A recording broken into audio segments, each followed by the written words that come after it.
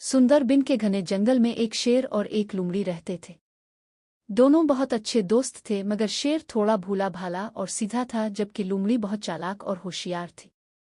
शेर रोज शिकार करने जाता था और लूमड़ी हर रोज कोई ना कोई बहाना बनाकर शेर को ही शिकार पर भेजती थी। लूमड़ी दोस्त, आज तुम शिकार पर क्यों नहीं जा रही? बहुत देर हो गई है, जंगल में जाकर शिकार करना चाहिए। लूमड़ी मुस्कुराते हुए। अरे शेर दोस्त, आज तो मैं बहुत बीमार हूँ। लगता है आज शिकार पर नहीं जा सकती। तुम जो भी शिकार करो ले आना।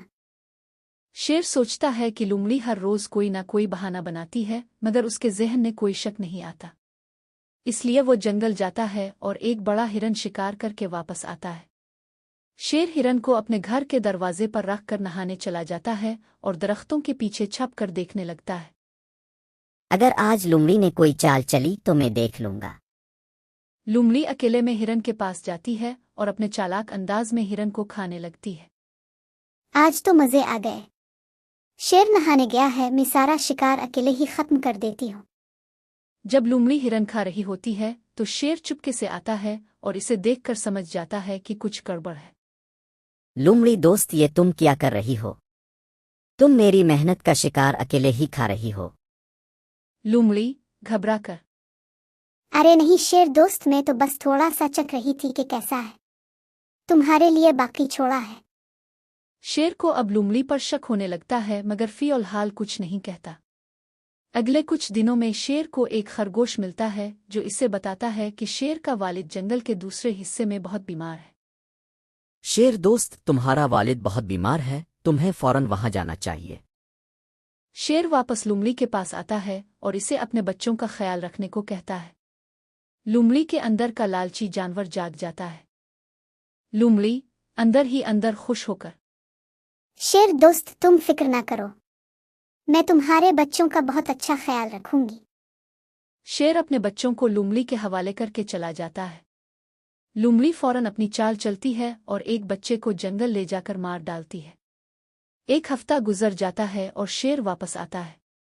शेर। लूमड़ी दोस्त, मेरे बच्चे कहाँ हैं? सबको दिखाओ। लूमड़ी चालाकी से। दो यही हैं, तीसरा खेलने गया है, थोड़ी देर में आ जाएगा। शेर को शक होता है, मगर वो अभी खामोश रहता है।